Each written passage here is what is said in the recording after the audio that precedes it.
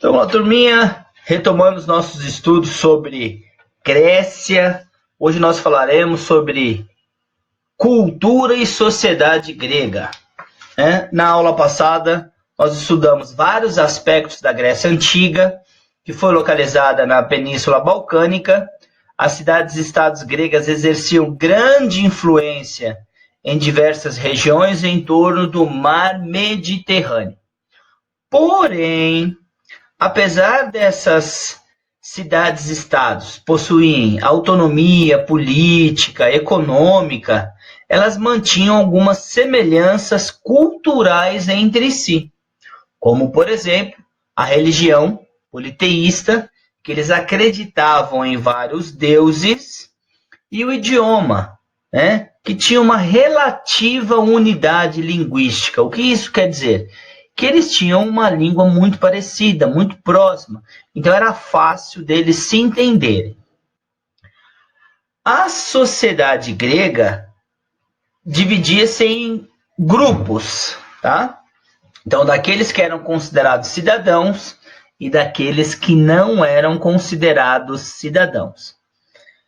O primeiro desses grupos eram os homens ricos, geralmente proprietários de terras e descendentes dos fundadores da cidade. Um outro grupo eram os homens livres, constituído por proprietários de pequenas extensões de terras, artesãos e comerciantes.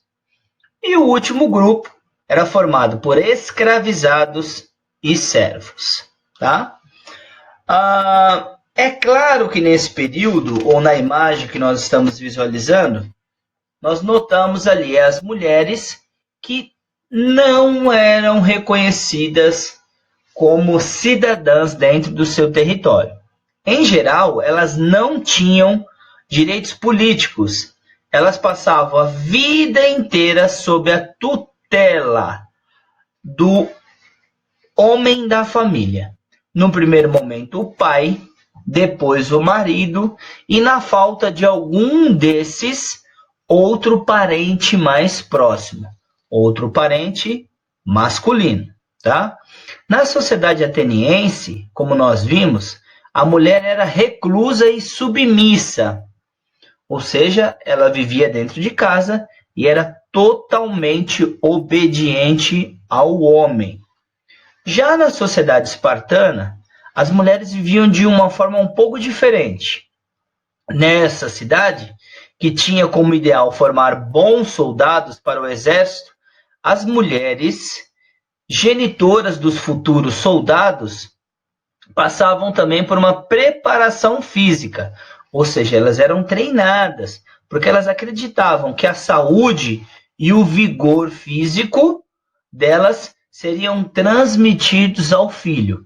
Então, quanto mais ela treinasse, mais ela se preparasse, mais se ela tivesse um condicionamento físico bom, o seu filho já nasceria com DNA de atleta, soldado. A ausência dos homens em treinamento militar fora de Esparta ou participando de guerras também favorecia a atribuição de responsabilidade às mulheres espartanas. Assim, elas assumiam não só os cuidados da casa e da criação dos filhos, que ficavam com elas até os 7 anos, e a partir dali eles eram enviados para um treinamento militar e ficavam sob a responsabilidade do Estado espartano. Então, na sociedade espartana, fora toda essa situação, a mulher, quando o marido estava fora treinando, lutando, ela cuidava das terras da família, dos negócios e etc. E até mesmo por ter esse condicionamento físico, muitas delas até defendiam o território lutando. Tá? Religião e mitologia. Nós já vimos que a religião grega ela era politeísta. Entre outras palavras, acreditavam em vários deuses. E para eles, nenhum deus predominava sobre os demais. Mesmo Zeus, que era considerado o deus do céu e do raio, não recebia mais atenção do que os outros deuses. Por exemplo, como Poseidon, deus dos mares, Afrodite, a deusa do amor, e entre outros deuses. Tudo dependia de qual deus cada cidade-estado venerava mais. Apesar de Zeus ser o deus dos deuses, se em uma cidade eles venerassem mais Ares, o deus da guerra, ele seria muito mais importante nesta cidade do que Zeus, tá? Os relatos da mitologia grega nos contam que os deuses eram muito parecidos com os seres humanos, tanto na forma física quanto na maneira de agir. Os deuses sentiam ciúmes, raiva, paixão ou inveja uns dos outros e, pasmem, também dos mortais, né? Eles também brigavam entre si e trapaceavam, tentando obter vantagens.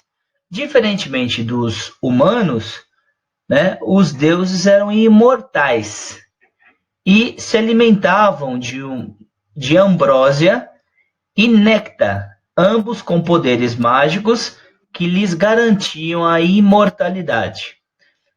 Para os gregos, os deuses viviam no Monte Olimpo, no norte da Grécia, de onde acompanhavam a vida dos mortais.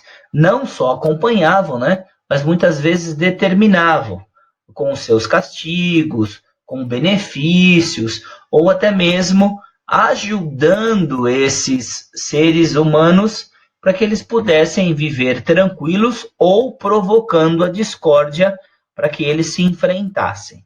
Às vezes, simplesmente pelo bel prazer de ver o circo pegar fogo. Os gregos também acreditavam que o destino das pessoas já estava traçado, né? E para saber o que iria acontecer, muitos iam ao oráculo de Delfos para descobrir os próximos passos de sua vida e talvez tentar evitar, né, alguma tragédia. Esse oráculo de Delfos estava sob o poder de Apolo, o deus da medicina, da cura, da luz, da verdade, deus do sol. Eles acreditavam também na existência dos semideuses. Semideuses que eram vistos como heróis. Estes eram filhos de deuses com seres humanos. E embora mortais, ou seja, poderiam morrer, tinham algumas características especiais, como a força, a agilidade, inteligência, etc. Talvez um dos mais famosos desses semideuses, e que nós possamos conhecer, é Teseu, que derrotou o Minotauro, e Hércules, né, um dos mais conhecidos. E entre outros, né, membros da mitologia grega que nós podemos chamar das ninfas, os sátiros, os centauros, as sereias e os górgonas. Mas não só de religião e mitologia viviam os gregos. Muito do que eles fizeram anteriormente influenciou até hoje a humanidade. Dentre essas influências, nós vamos ter as Olimpíadas. As Olimpíadas surgiram em 776 a.C., na cidade de Olímpia, localizada muito próximo ao Monte Olímpio, a morada dos deuses. Os jogos eram realizados em homenagem a Zeus, protetor de Olímpia. Os jogos se tornaram um evento especial entre as cidades gregas e eram repetidos a cada 4 anos. Durante os jogos, as guerras entre as cidades-estados gregas eram interrompidas, tanto que para você entrar na arena de competição, você deixava todas as suas armas em um lugar. Você não podia entrar armado. Os vencedores dos jogos ganhavam uma coroa de louros, simbolizando que aqueles cidadãos estavam entre os preferidos entre os deuses. Então, quando eles competiam, eles não competiam por dinheiro, por fama, não tinha televisão na época, medalha, etc. Então, o campeão, né, dessas modalidades, ou da Olimpíada, eles recebiam uma folha de louro, igual essa que está mostrando aí com o rapazinho, né, com uma tocha na mão. E aí isso simbolizava que eles tinham sido escolhidos pelos deuses, né, como as pessoas mais fortes, mais atléticas e mais importantes durante aquele período. Então, durante 4 anos, esse atleta ele tinha um prestígio dentro das cidades e estados por ser o escolhido pelos deuses. Tá? Então, teoricamente, esse era o maior prêmio deles, o prestígio social. As Olimpíadas elas foram suspensas na antiguidade pelo imperador romano Teodósio, que em 393 considerou a festa pagã. Tá? Então, assim, festa que não era direcionada a uma religiosidade. Apenas em 1896, ou seja, muito tempo depois, os Jogos Olímpicos foram restabelecidos e continuam até hoje, como nós conhecemos, né? De 4 em 4 anos, uma série de modalidades esportivas, e hoje ninguém ganha mais folha de louro, as pessoas ganham medalha de ouro, prata e bronze. E em muitos casos, as pessoas ganham muitos prêmios em dinheiro. Fora a Olimpíada, na Grécia Antiga também surgiu o teatro, em meio às festas e homenagens a Dionísio, deus do vinho. Apenas os homens participavam dessa festa, em que dançavam e cantavam livremente. As encenações eram feitas por um coral composto de 12 autores fantasiados de sátiros, metade homem, metade bode. Certa vez, em um relato, diz que um momento de uma encenação, Téspis, um dos participantes, parou de cantar e começou a conversar com os demais, afirmando ser o deus Dionísio. E a partir dali, mostrou que era possível representar, Então, dando uma nova característica. Então, se o teatro até então era só cânticos, ele, ao fazer isso, ele mostra que as pessoas podiam fazer uma conversa, uma encenação, e aí nós vamos ter o desenvolvimento da técnica de teatro que é usada até hoje. Como nós falamos, os atores sempre eram homens, então eles usavam máscaras de forma que podiam interpretar vários personagens, inclusive femininos. Todos podiam assistir às peças teatrais, mesmo que não eram considerados cidadãos na democracia grega. Então, as mulheres, as crianças, os estrangeiros e os escravizados. Então, era um momento de lazer para os gregos. Tá? Na Grécia Antiga, o teatro ele vai criar 2 conceitos. A tragédia, que representava a luta corajosa do herói contra seu destino. Geralmente o seu final era trágico, infeliz, por isso o nome tragédia. E a comédia, que visava muitas vezes satirizar estadistas intelectuais atenienses. O que seria o satirizar, gente? Criticar de forma irônica, zombeteira, fazendo uma graça das pessoas. Então o teatro grego contribuiu aí com a tragédia, sempre com o final triste, e a comédia, aquele momento de diversão. As peças teatrais eram normalmente representadas em anfiteatros, criados pelos gregos, onde as arquibancadas eram dispostas em semicírculos. Localizavam-se geralmente em encostas e eram construídos em pedra. As peças de teatro eram apresentadas em uma festa chamada Grandes Dionisíacas, que duravam vários dias. No decorrer dessa celebração, era realizado um concurso para julgar as melhores peças, ou aquelas que mostravam a melhor história trágica, ou aquelas que eram reconhecidas como a melhor comédia entre os gregos. Na Grécia Antiga, nós vamos ter aí o desenvolvimento da filosofia, disciplina que nós já temos estudados ao longo de algum tempo. Os gregos, assim como muitos, buscavam explicações para o mundo. A mitologia, até então, Era uma forma de explicá-lo de acordo com a personalidade e ação dos deuses e de outras figuras míticas, como heróis, semideuses, titãs, etc. A filosofia que surge com a ideia de amor ao saber surgiu também como uma tentativa de buscar respostas para as questões humanas, como, por exemplo, quem eu sou, para onde vou, qual é a minha função aqui, né, o que eu devo fazer na Terra, e entre outras. Porém, chegou um determinado momento que as pessoas não estavam mais satisfeitas com esse tipo de explicação mitológica. E eles começaram a pensar, a buscar explicações da realidade por meio da razão, por meio do pensamento. Em Atenas, nós vamos ter aí os mais importantes pensadores da época, como Sócrates, Platão e Aristóteles.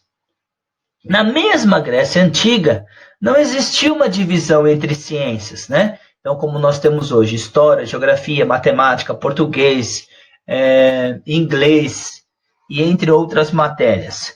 Frequentemente, nessa época, os pensadores se dedicavam à filosofia, à matemática e à astronomia. Tá? Então, eles estudavam tudo junto, assim como nós fazemos hoje, só que não separadinho, como cada um tem. Tá? Essa nova forma de tentar compreender o mundo buscava na natureza e no ser humano a explicação para os acontecimentos. É claro que essas explicações, essas respostas, elas não vão ficar restritas à filosofia, mas sim vão interagir em todas as formas de conhecimento, inclusive nas artes.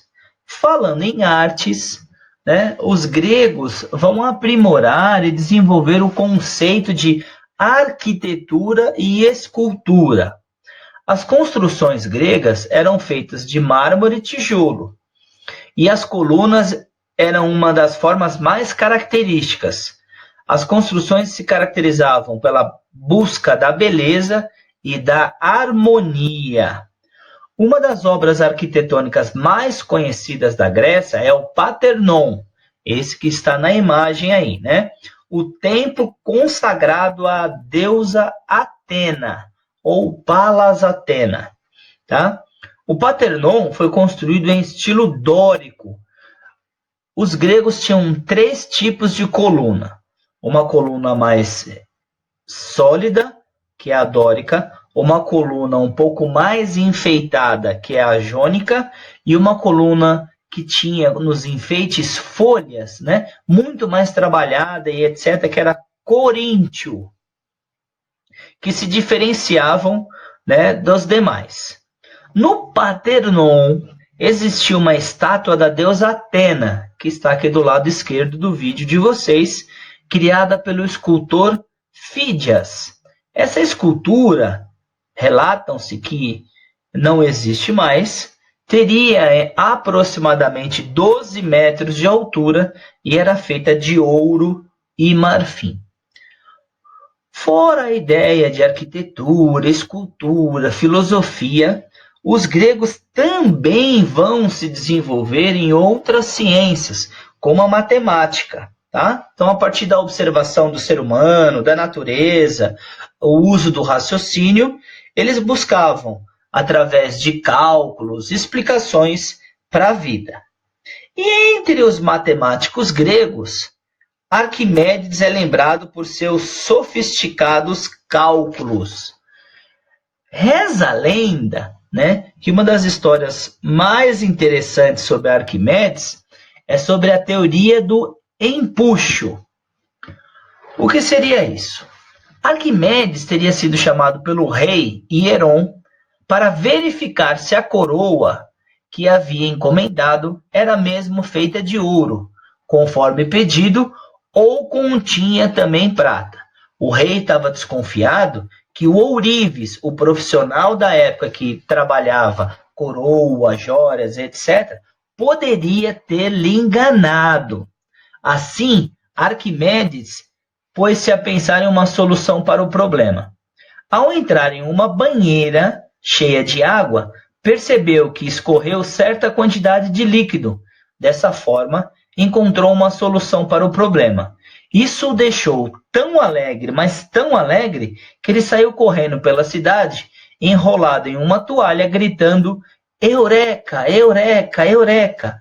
A mesma coisa que seria achei, encontrei em português. Então, quando ele entrou na banheira, quando a água caiu da banheira, ele teve uma ideia e saiu correndo para explicar para o rei como ele poderia ter certeza que a coroa dele era de ouro totalmente, ou se ele havia sido enganado pelo ourives. Fora a matemática, os gregos também vão contribuir na área da medicina. Tá? Nesta área vai se destacar Hipócrates, que vai ser nascido na ilha de Cos, no século V a.C. Hipócrates ele ensinava uma doutrina revolucionária sobre as causas da doença e de sua cura. Até Hipócrates, as pessoas achavam que as doenças, os males do ser humano, eram simplesmente pragas mandadas pelos deuses para punir a humanidade pelos seus pecados.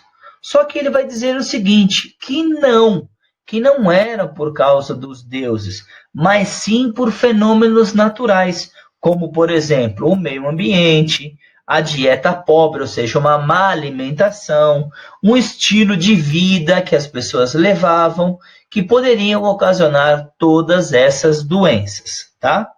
Até os dias atuais, quando um estudante de medicina se forma, ele faz um juramento elaborado por Hipócrates. Esse estudioso que viveu na Grécia Antiga é considerado o pai da medicina. Segundo esse juramento, os jovens médicos se comprometem, entre outras ações, a colocar o bem-estar de seus pacientes sempre em primeiro lugar. Tá? Então, entre muitas coisas desse juramento de Hipócrates, o médico se compromete a jamais negar auxílio a um doente quando ele precisar, mesmo se esse médico trabalhar em um hospital particular e tiver uma pessoa simples, humilde, passando necessidade ali na frente dele, etc. Por esse juramento, ele tem a obrigação de atender a pessoa e não deixar essa pessoa morrer.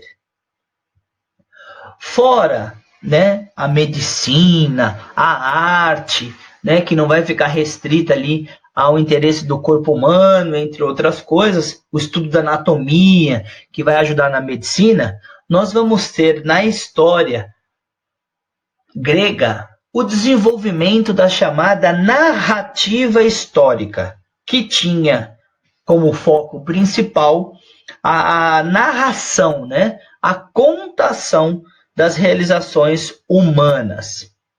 Nessa época, vai destacar o historiador Heródoto, que nasceu em 484 a.C. e morreu em 424 a.C. Ele é considerado o pai da história e vai narrar as guerras médicas, o conflito entre os gregos e os persas, em sua principal obra chamada História. Heródoto se propôs a entender e explicar as causas da guerra e os acontecimentos fundamentados na moral, nos presságios e nas previsões dos oráculos. Já a vitória grega, ele explicou usando como base a vitória, com base na vontade de Zeus. Então é uma história ainda marcada pela mitologia, pelos deuses, pelo apoio. Quem assistiu aquele filme 300 de Esparta e Esparta, a Ascensão do Império, que são dois, a gente fala dessas guerras, entre Atenas e Esparta contra um império persa.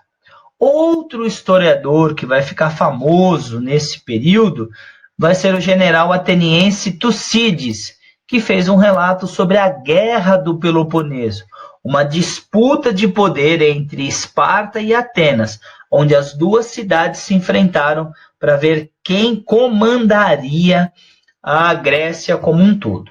Em sua narrativa, né, ele não só relatava os acontecimentos e dizia que aquilo não tinha nada a ver com a vontade dos deuses, mas principalmente da ação humana, que era desejo do ser humano mesmo. Para ele, as guerras só poderiam ser evitadas se os governantes não desejassem dominar outros territórios e usassem a razão para tomar decisões políticas e militares. Para que a gente possa rever esse conceito e aprofundar um pouco mais essa história sobre a Grécia, eu convido vocês a realizar o exercício como lição de casa, né, do livro Entregado Positivo, as páginas 14 e 15, Hora do Estudo. Só há um exercício nesse, e que nós faremos a correção na nossa próxima aula.